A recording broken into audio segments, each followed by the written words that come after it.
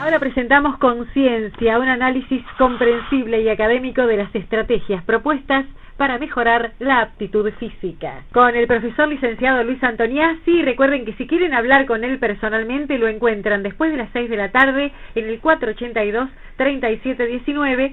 Él es director del Centro Integral de Aptitud Física CIAF en Mariano Larra 3195, Bajo Palermo. Los jueves a la tarde está aquí en la radio, en La Galera, con nosotros.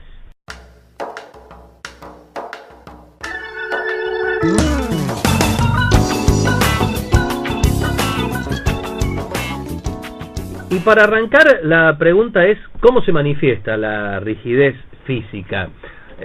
Porque, bueno, muchas veces se dice que la gente tiene buenos músculos cuando están duritos. Toca, qué durito, ¿no? Y entonces ahí uno dice, qué bien, te está haciendo el gimnasio. ¿Esa rigidez es buena? ¿Esa es mala? ¿Cuándo la rigidez física se nota como algo malo? Bueno, comencemos definiendo, ¿no?, la palabra rigidez como una pariente de la inmovilidad, o por lo menos una dificultad a la hora de realizar un movimiento. Desde un punto de vista funcional es que yo estoy abordando hoy el tema de la rigidez. Lo que vos planteas, Sergio, tiene que ver con la turgencia del músculo, producto de un entrenamiento específico, ¿no?, sobre lo que hace a la masa muscular. Esa es una rigidez saludable, digamos. Hasta cierto punto, hasta cierto punto. Bien. El tono muscular tiene que necesariamente tener un límite, no puede tener demasiado tono muscular por algunas cuestiones que vamos a ir explicando. Bueno, cuando estaba refiriéndome a la dificultad de movimiento, menciono la palabra movimiento y tengo que hacer referencia a que de lo que se mueve realmente en el cuerpo humano son las articulaciones. Los huesos son tejidos estables que al unirse entre sí forman las articulaciones y son estas las que se mueven. Y quienes hacen mover a las articulaciones son los músculos. Es decir, estamos hablando de dos elementos importantes a considerar en lo que es la rigidez del movimiento, que son las articulaciones por un lado y los músculos por el otro, los músculos esqueléticos, ¿verdad? De las articulaciones podemos decir de que en la edad avanzada se produce un desgaste en el cartílago que las conforma principalmente, y ese desgaste hace de que la articulación vaya perdiendo su coaptación y vaya perdiendo rango de movimiento. Esto va a suceder en la edad madura. Es un proceso de desgaste natural del hueso, nadie se salva de este proceso artrósico. Lo importante es irlo paliando a través del tiempo con una actividad física para permitir que se lubrique bien esa articulación y que ese cartílago no se gaste prematuramente.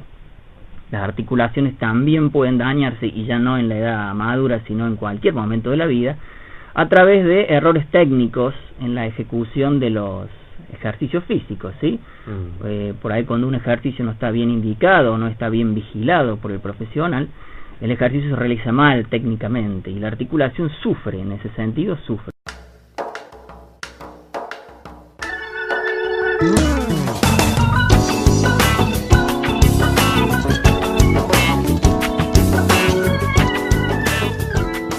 Por lo tanto, la pregunta, Luis, es ¿por qué la balanza me da una información incompleta?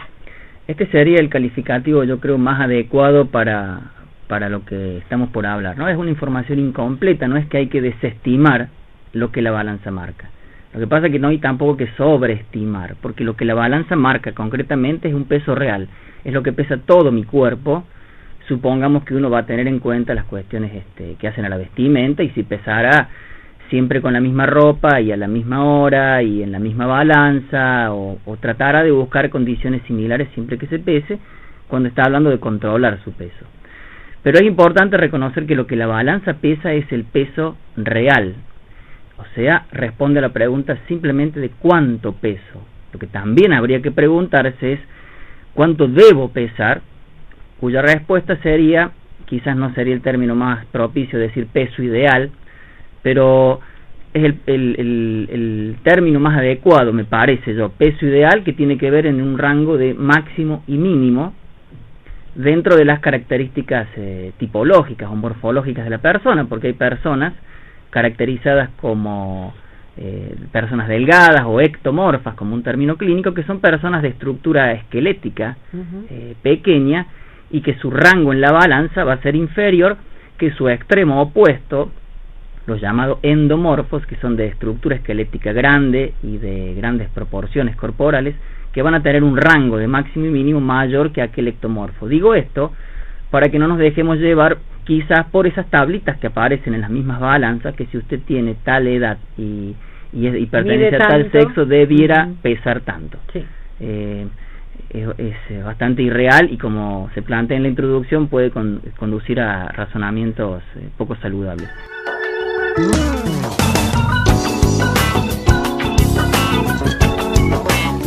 Andrea pregunta, ¿cómo influyen el cigarrillo y la malnutrición en el funcionamiento cardiovascular? ¿Qué pregunta? Bueno, es una pregunta hermosa, es bien puntual. El cigarrillo, vamos a hablar primero del cigarrillo. El cigarrillo incorpora en el organismo un gas que se llama monóxido de carbono. ¿Sí? Yo te voy a explicar. Quien transporta el oxígeno por la sangre es una proteína que se llama hemoglobina. ¿Sí? Es la encargada de transportar, de llevar de la manito el oxígeno hasta cada uno de los tejidos. En este caso estamos hablando hasta el tejido muscular.